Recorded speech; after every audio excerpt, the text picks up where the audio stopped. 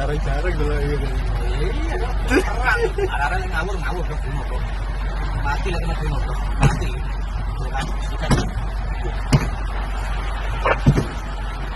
mati lagi lagi. Oh, benda sih. Mati lagi dong. Lo tak nyanyor tenan lo. Siapa senake dong? Siapa senake? Iya, coba gitu.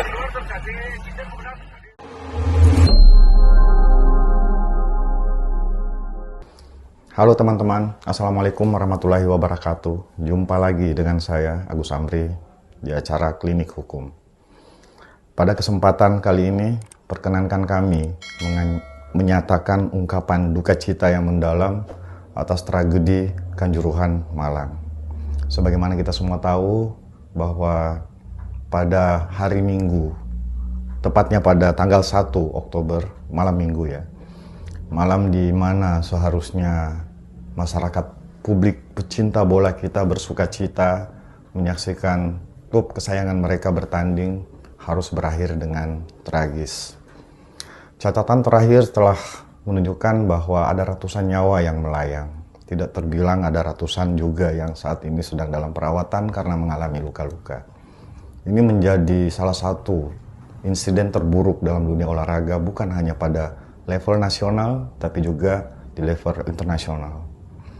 Kehilangan 100 lebih jiwa dalam suatu kegiatan olahraga itu akan selamanya dikenang, dengan harapan bahwa ini tidak akan pernah terulang lagi. Semoga kepada saudara-saudara kita yang meninggal dunia diberi tempat terbaik di sisinya, dan kepada mereka yang ditinggalkan diberi kekuatan dan kesabaran dalam menghadapi ini. Pada kesempatan kali ini kita akan mengulas tentang apa sesungguhnya yang terjadi dan siapa yang sesungguhnya bertanggung jawab secara hukum dalam insiden tersebut. Teman-teman sekalian, kita bicara dulu tentang kronologis kejadian pada tanggal 1 Oktober hari Sabtu malam, tanggal 1 Oktober jam 8 ya. Melalui berbagai sumber kita lihat bahwa kegiatan itu memang berlangsung di malam hari. Sebagaimana kita tahu bahwa itu hal yang memang sering terjadi dalam pertandingan sepak bola dimanapun, khususnya di Indonesia. Itu dikarenakan karena pada siang hari orang-orang Indonesia mungkin karena lebih banyak yang bekerja mencari nafkah, sehingga diadakan di malam hari, harapannya lebih bisa memberikan kesempatan kepada semua orang untuk bisa menyaksikan kesebelasan kesayangannya bertanding. Jauh hari sebelum pertandingan yang diselenggarakan oleh pihak panitia atau penyelenggara dari Arema FC itu sudah meminta izin kepada pihak kepolisian atau pihak keamanan setempat, dan oleh pihak kepolisian disarankan agar diselenggarakannya lebih sore. Di sana dinyatakan bahwa diusulkan oleh pihak kepolisian untuk diadakannya di jam 4 sore. Namun oleh pihak panitia penyelenggara yang saat itu dikonsultasikan ke pihak PSSI dan juga pihak host broadcast ya. Kita di sini ada host broadcast yang mana pemegang hak siar ya. Televisi, salah satu stasiun TV nasional yang pada akhirnya tetap menyelenggarakan kegiatan tersebut di malam hari jam 8 malam. Ada hal lain juga yang harus kita catat di sini. Menurut laporan, kapasitas stadion yang seharusnya hanya cukup untuk menampung 25.000 penonton itu kemudian ternyata dalam penjualan tiket melampaui angka itu. Dilaporkan bahkan sampai mencapai 45.000. Itu berarti kapasitas stadion itu telah overload atau over capacity, sehingga jelas dalam situasi seperti itu sebenarnya sudah tidak kondusif sejak awal. Kemudian pertandingan berlangsung dan sebagaimana kita semua tahu, Persebaya menang sebagai kesebelasan tamu atas kesebelasan tuan rumah dengan skor 3-2. Atas hasil itu, beberapa penonton yang kecewa kemudian meloncat ke arah lapangan dan mulai mencari dan bahkan menyerang pemain-pemain Arema. Atas hal tersebut kemudian memancing reaksi dari lebih banyak lagi penonton yang berusaha menerobos pagar tribun dan merangsek masuk ke lapangan mencari pemain. Situasi kemudian berkembang menjadi chaos dan aparat keamanan berusaha sekuat tenaga untuk menenangkan massa yang semakin brutal. Di tengah-tengah situasi itu kemudian terjadi tembakan gas air mata. Pada titik inilah kemudian situasi berubah menjadi semakin tidak terkendali. Sebagaimana kita tahu bahwa sejak lama Federasi Internasional Sepak Bola Dunia, FIFA dalam hal ini sudah melarang, dalam protokol FIFA sudah melarang pada pasal 19B terkait penggunaan senjata api dan gas air mata dalam penanganan supporter. Tentu ini berbeda dengan penanganan demo atau unjuk rasa yang biasanya terjadi di lapangan terbuka, udara terbuka. Kalau digunakan di area yang cenderung tertutup seperti stadion, tentu itu akan sangat membahayakan keselamatan banyak orang. Apalagi pada saat itu diketahui bahwa ada beberapa tembakan gas air mata yang dilaporkan dilepaskan ke arah tribun penonton. Jadi kericuhannya sesungguhnya terjadi di tengah lapangan, tetapi beberapa tembakan gas air mata menunjukkan bahwa itu ditembakkan ke arah tribun. Situasi kemudian semakin memburuk ketika semua orang berusaha keluar dalam gas air mata itu ya. Sehingga banyak orang yang jatuh, terinjak-injak, dan yang kita sesalkan bahwa sebagian dari mereka itu adalah perempuan dan anak-anak. Dilaporkan ada 33 anak-anak yang meninggal dunia dalam insiden tersebut. Kemudian atas tragedi itu, pihak kepolisian bertindak cepat. Kapolri kemudian menonaktifkan Kapolres Malang, kemudian juga melakukan investigasi terkait beberapa pimpinan kepolisian, beberapa perwira dan sebagian bintara. Kalau nggak salah di update semalam itu jumlahnya di 28. Untuk melakukan penyelidikan secara tuntas terkait apa sesungguhnya yang terjadi dan kenapa ini bisa terjadi. Kembali ke regulasi yang saya sebutkan, bahwa kalau kita berbicara bahwa dunia olahraga itu adalah dunia yang cukup unik ya. Kalau kita bicara hukum keolahragaan, itu ada aturan-aturan atau ada hukum-hukum yang secara spesifik itu terjadi di dunia olahraga. Saya ingin memberi contoh bahwa misalnya dalam olahraga tinju ya. Kalau kita berbicara hukum, memukul orang, apalagi kalau orang itu sampai terluka dan bahkan meninggal dunia, itu tentu bisa dipidana ya. Kan jelas bahwa tinju itu dilakukan dengan sengaja ya. Tapi dalam beberapa kondisi dan faktanya bahwa pertandingan tinju itu bisa berakhir luka berat atau bahkan sampai dengan meninggal dunia. Nah, tapi hukum olahraga tidak memberikan tanggung jawab pidana kepada atlet tinju yang kemudian melakukan hal yang ternyata berakibat pada lawan tandingnya itu meninggal dunia. Saya ingin berbicara bahwa olahraga punya hukumnya sendiri. Jadi mari kita kembali kepada aturan yang sudah jauh hari diatur oleh FIFA terkait pelarangan membawa senjata dan membawa senjata api dan gas air mata. Ya, mereka udah lebih lama berkecimpung dalam hal ini dan sudah tahu betul sebagai Federasi Sepak Bola Dunia bahwa kenapa penggunaan senjata api dan gas air mata ini menjadi dilarang. Dan betul terjadi, kita nggak bisa mengembalikan nyawa yang sudah pergi, tapi ini sebagai ajang kita refleksi bahwa ini menjadi pelajaran yang sangat berharga buat kita ke depan.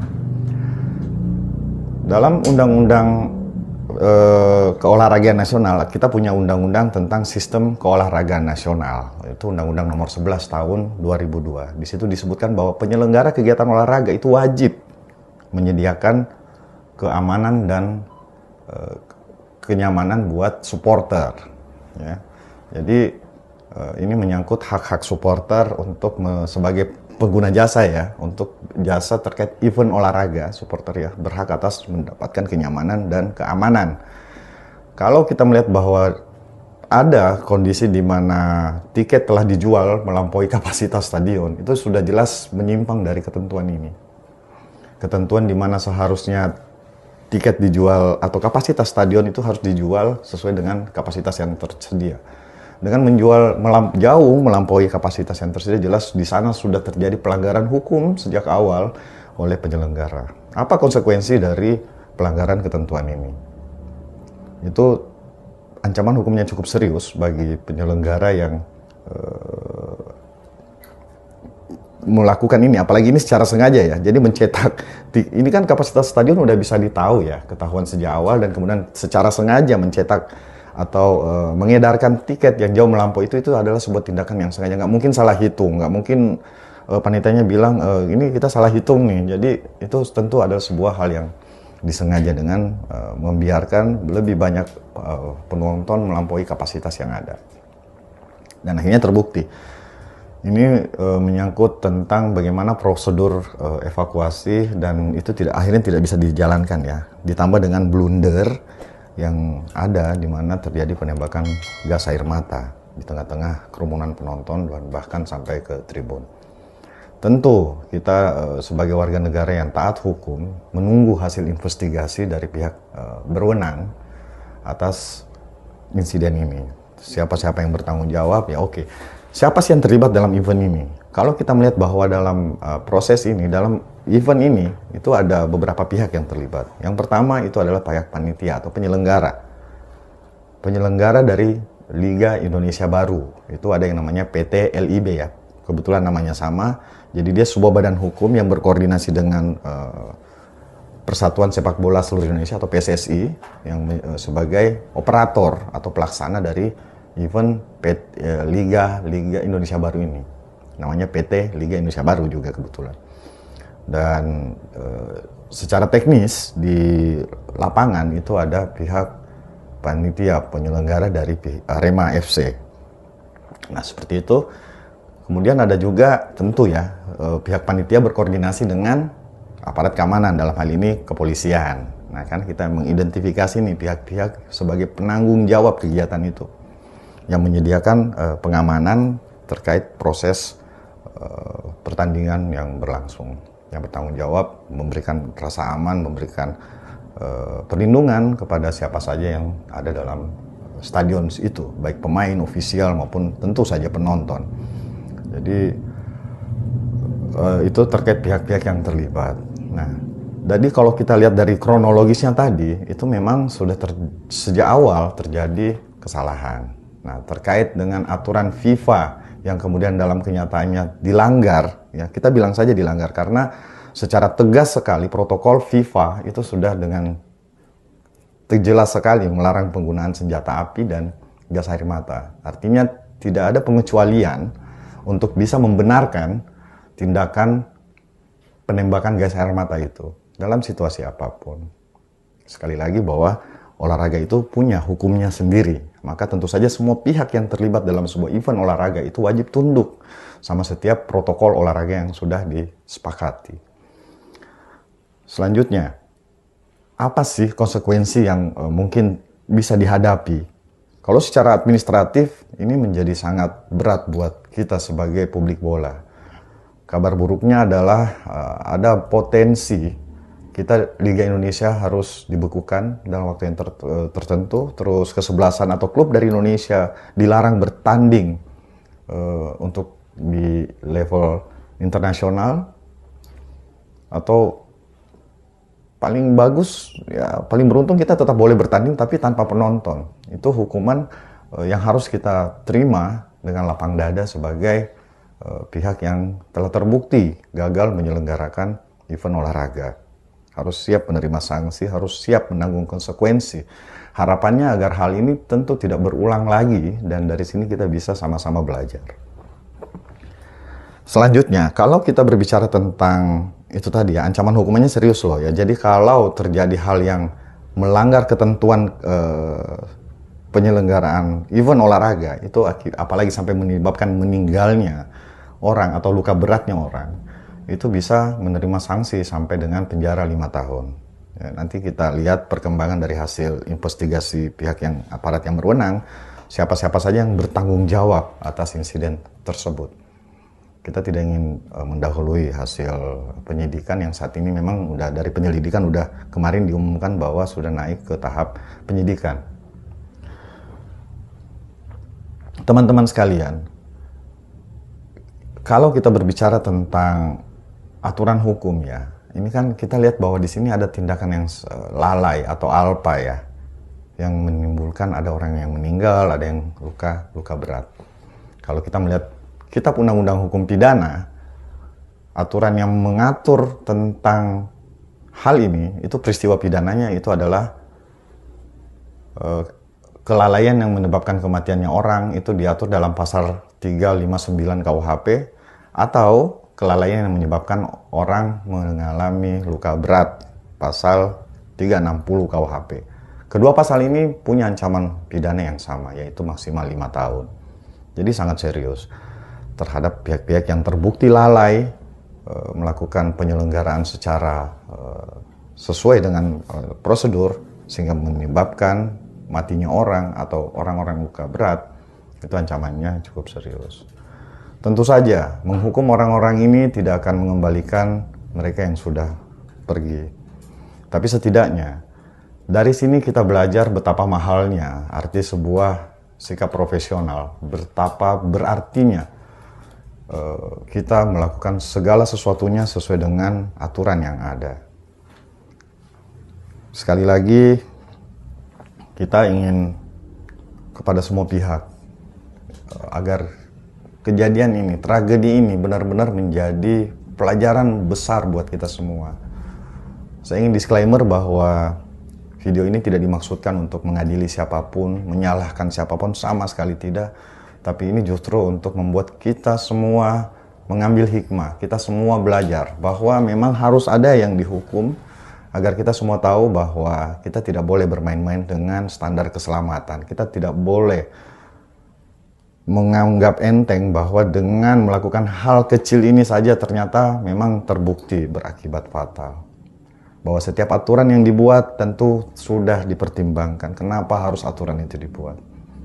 Agar ke depan kita menjadi publik olahraga yang lebih patuh dengan hukum, yang menjadi lebih bisa menjunjung tinggi sportivitas, dengan harapan dengan cara itu kita bisa menjadikan bangsa ini bermartabat dan kita menjadi bangsa yang berjaya di dunia olahraga, apalagi sepak bola. Sekali lagi, ungkapan duka cita kita yang mendalam kepada mereka yang sudah meninggal dunia, terutama sekali buat perempuan dan anak-anak yang tidak seharusnya menjadi korban dalam tragedi ini. Semoga kita semua bisa mengambil hikmah. Terima kasih. Sampai jumpa lagi.